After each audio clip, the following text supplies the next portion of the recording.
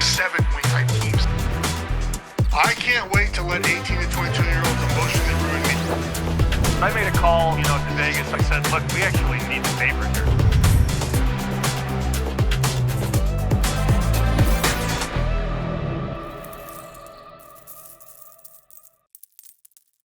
Welcome again, everybody. The Bear. Week 2 of the college football season is upon us, and yes, this episode will be the first ever the Bear in front of a live studio audience in front of the Delta Sky Club crowd at lovely Detroit Metro International Airport. Here, it's been a fun day. I've actually been able to share the last 24 hours with my cohort Urban Meyer. We started out in New York yesterday. We wasn't for the Bear Bits podcast. So we got done with the Bear Bits podcast with Sammy P and Jeff yesterday morning. We finished around 2:00 in the afternoon, went to LaGuardia, 5:00 flight, sat on the plane for about 3 hours, ground stoppage, put us back to the gate, deplaned, cancellation, cab to Newark, about an hour ride, 6 a.m. flight rescheduled to 10 a.m. because obviously ground stoppage, no plane on the ground. So we finally left around 10:30 this morning in Detroit. Massive 3.5-hour layover, but we're halfway to Ames and we can't wait to get there. So apologies to all my new close personal friends here in Detroit, but they made learn a little something about college football today, Bruce. Yeah, Bear. I felt like you were going to have your own Ed McMahon join the show just a minute ago. I don't know if you know what was going on over your right shoulder, but everybody wants to get the scoop on what you and Sammy P are going to be dropping for the weekend. So let's start with this: the game you're headed to, Cyhawk. Iowa State has looked very good. They had a nice win in Dublin over K-State. Now they got the big rival coming in from Iowa City. Iowa State 3.5-point favorite. Rocco Becht has looked outstanding. I mean, he is, as I did a big story on him this week, where it was really about how this program went from having the best season ever in 2020, and then they fell off. 2 years later, they go 4-8, and then they bounced back last year, first double-digit win season in school history, winning 11. Matt Campbell told me he really attributes a lot of that to resetting the culture and what Rocco Becht can do. The flip side of this that to me is really interesting, Bear, is Iowa made a big move this offseason in the portal, taking the best quarterback in FCS, kind of the Tim Tebow of FCS, and Mark Gronowski from South Dakota State. And the Tebow comparison is interesting because he's like 6'2", 235, looks like almost like an H-back. Last week in their opener, he looked a little like the Tim Tebow of NFL. It was definitely shaky passing. And so I talked to some people in Iowa City about, because he had off-season shoulder surgery. Is he fully healed? They said he is. He calmed down after the first couple of drives. I still think this is I'm a big believer right now in the Cyclones. I had them winning the Big 12 in the preseason. I think nothing I've seen from them has changed my mind. How do you feel about this matchup, especially from the Iowa perspective? I was going to ask you a little funny joke and say, just because your familiarity with Miami, is Mark Gronowski Iowan for Reese Poffenbarger, the highly touted FCS quarterback the Canes brought in last year before they ultimately went to Cam Ward? But it's funny because I am not a guy that will necessarily always look towards a trend, but I like digging up my little bear bites and my little nuggets and such. And sometimes it's like Occam's razor, like the most obvious reason is like, that's the way it's going to go. If you look at the last 16 meetings, 14 of them have gone under the total. 6 straight have gone under the total, including the last 3 years with totals of 35.5, 36.5, and like 39. So really low totals. And these games are still going well under. You've got to go only once in the last 10 years have you seen a matchup here where both teams have gotten to 20 points. So again, I see no reason why this is going to be any different from what we've seen rather in recent Cyhawk history. This is going to be one of those, something weird is going to happen, just like it did last year with a 60-some-odd yard field goal a few years ago in Ames. Remember the massive weather delay? A couple of Iowa State players collide, punt muff, and Iowa winds up winning. So it's going to be a ridiculously fun game Saturday in Ames. Another good rivalry matchup this weekend. Kansas is going to Mizzou. Mizzou is a 6.5-point favorite. I have been very impressed by the Jayhawks. Jalen Daniels, who's been there forever for the Jayhawks, he spent a lot of time this offseason training with private QB coach Jordan Palmer on kind of basically not just refining his mechanics, but just streamlining his footwork to try to make him more consistent. And so far, it's looked outstanding. This is a guy who last year completed like 57 or 58% of his passes. So far, it's 80%. He has looked really sharp. You're going to get a Mizzou team. The linebackers played really well last week, but they were playing a much different. It's Central Arkansas. This is Kansas. I feel like they have the Jayhawks right now. I think they're a dangerous team because of the way Daniels is playing. He's played in a lot of big games. They've kind of got the offensive system back to where it was 2 years ago when Andy Kotelnicki was running it. Matt Lubick behind the scenes was a guy who had a big role in game planning. Now he's the co-OC. I would not at all be surprised if the Big 12 got a really nice win over the SEC, not just on the number, but outright. I wouldn't either. Sammy and Jeff and I talked about this on Bear Bets the other day. I think we're all in agreement that the Jayhawks are a very, very dangerous underdog here. And it's kind of attributed to what we saw from Kansas late last year. I mean, Jalen Daniels was hurt a good part of the year, came back, and then late last year they were beating the best teams in the Big 12. I'm in agreement with you. Laying 6.5 does not seem like anything that I want to do. And I'm just ecstatic that these two teams are playing again. There's a lot of history involved in this rivalry, a lot of hate. It's going to be pretty spicy there, I think, in Como Saturday afternoon. I'm look of all the games outside of the Cyhawk game and the Michigan-Oklahoma game later at night. This is the one game that I'm really looking forward to watching. Bear, the only ranked matchup we have this weekend is in Norman. So you have Michigan at OU. The Sooners are a 4.5-point favorite. It's interesting because this is a big stage now for Bryce Underwood. Last week, he made his debut. He's the 5-star all-everything recruit. Huge get for the Wolverines. And he looked really good, I thought, against New Mexico. Now, the opponent was no match for them, but I thought you saw like the stuff in him in terms of the athleticism, in terms of the way he kind of moved. You could see why, this is why he was the number one quarterback recruit in the class last year. One thing that I think was significant was they didn't run him last week. I expect them to run him a lot more against the Sooners defense. What do you expect to see in this one? I expect to see not a lot of points. I mean, obviously you have the suspension on the defensive side of the ball for Michigan for the first half. And we'll be curious to see, obviously, the Michigan the Michigan defense is certainly a lot better than what Oklahoma faced last with Illinois State. At the same time, think back to last weekend. We saw Arch Manning on the road in Columbus, young quarterback, first real start.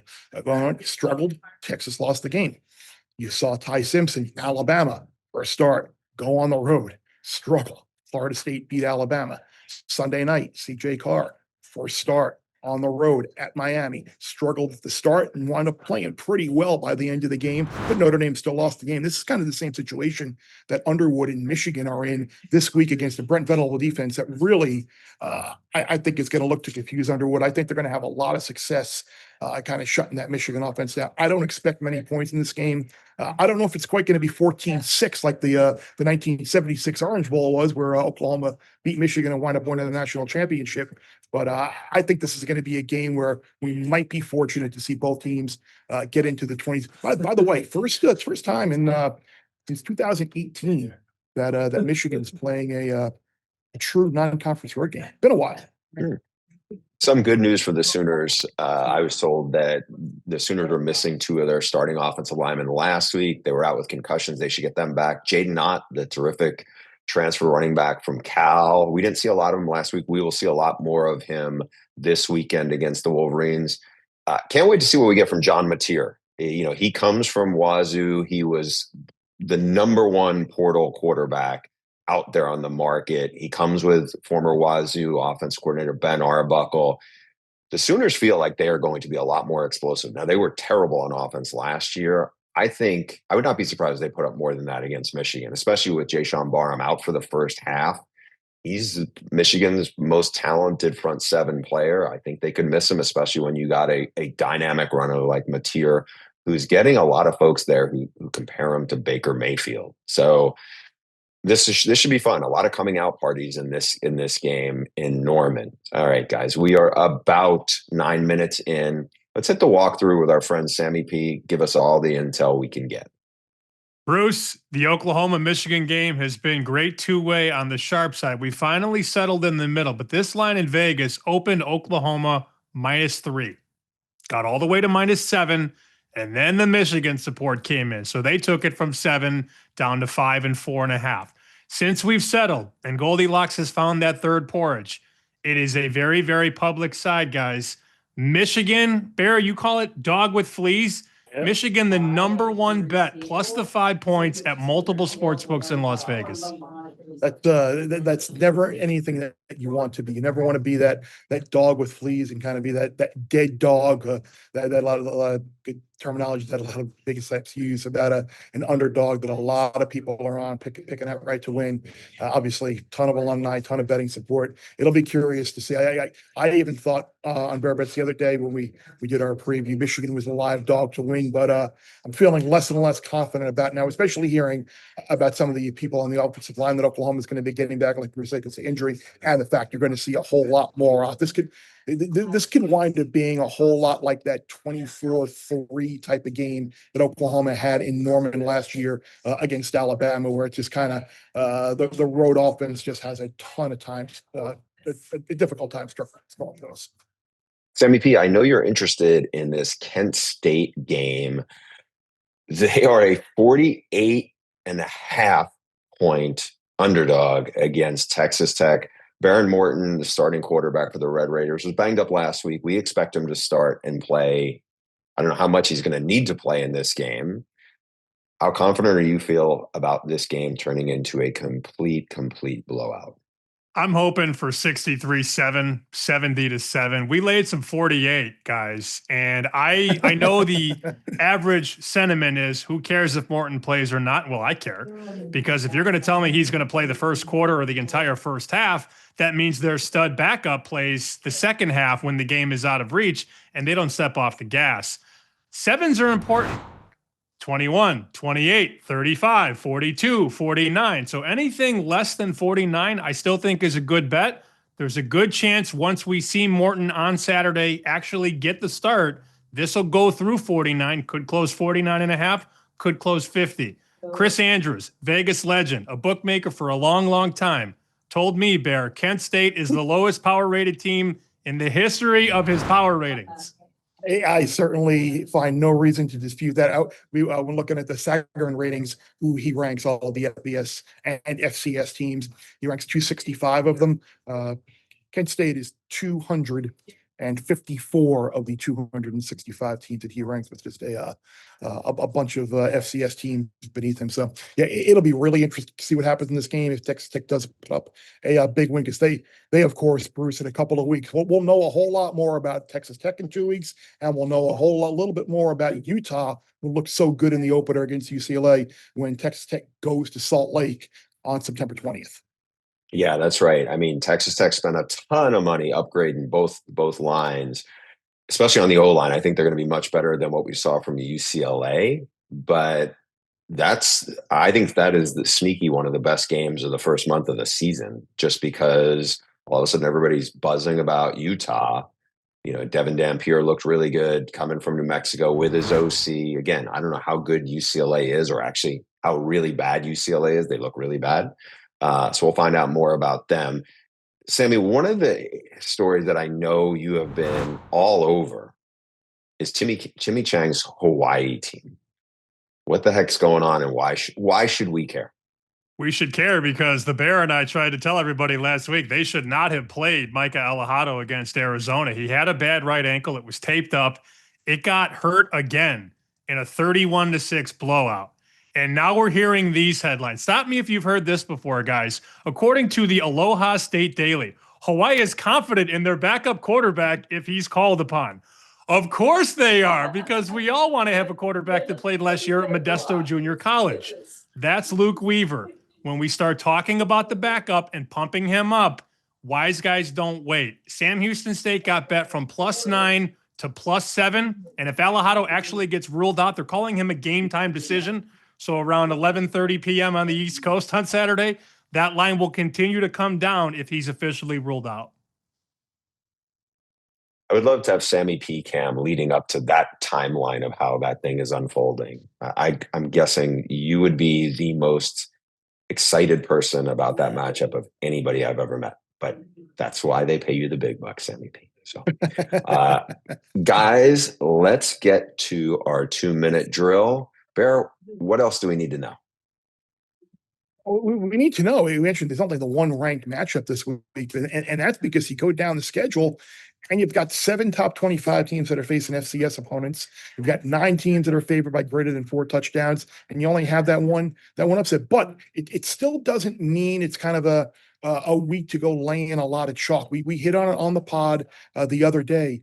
Texas A&M, a big favorite over Utah State. They go to Notre Dame next week. LSU, a massive favorite over Louisiana Tech, coming off of the win at Clemson, and they have Florida next week. And you got Tennessee playing an FCS team, East Tennessee State, and with Georgia coming up next week. Those are 3 games that can kind of be big look-ahead games in the SEC. But however, there is one game in the SEC that I don't think will be a look-ahead game, and that's Kentucky hosting Ole Miss. Remember last year, everyone talked about the loss to Florida and how that cost Ole Miss and Lane Kiffin a shot in the college football playoff. No. It was the loss at home to Kentucky, who was one of the worst 3 teams in the conference last year. That loss early in the year was what cost Lane Kiffin's team a shot at the college football playoff. But it'll be interesting to see if Lane has a short or a long memory regarding what happened last year in Oxford early in the year. And another team that's not expected to have much trouble, Penn State. They did not cover the massive number last week against Nevada. We had a late touchdown game, but it's a historic type start of the season for the Nittany Lions. You have to go back to 1997 Nebraska to find the last FBS team that was favored in consecutive FBS openers, games 1, game 2, by over 40 points. Nebraska was favored by 43.5 over UCF, which was just in its infancy in the FBS back then. Then they were a big favorite over Akron in game 2. Then, of course, last week I mentioned Penn State, the big 42.5 point favorite over Nevada. And now they're favored by right around the same thing against FIU, which really, really, really struggled stopping the run last week. So this could be a massive game for Singleton and Katron Allen. But again, we're not going to know much about Penn State until we see Penn State the Lions host the Oregon Ducks at the end of the month. So that's all we got for this week. We want to appreciate everybody for watching us on our YouTube channel, Spotify, Apple, wherever you get your podcast. Rate, review, subscribe. Been great feedback, been great interactions on all our social media channels. And of course, remember one thing, you can take one thing away from this show. Remember, the less you bet, the more you lose when you win.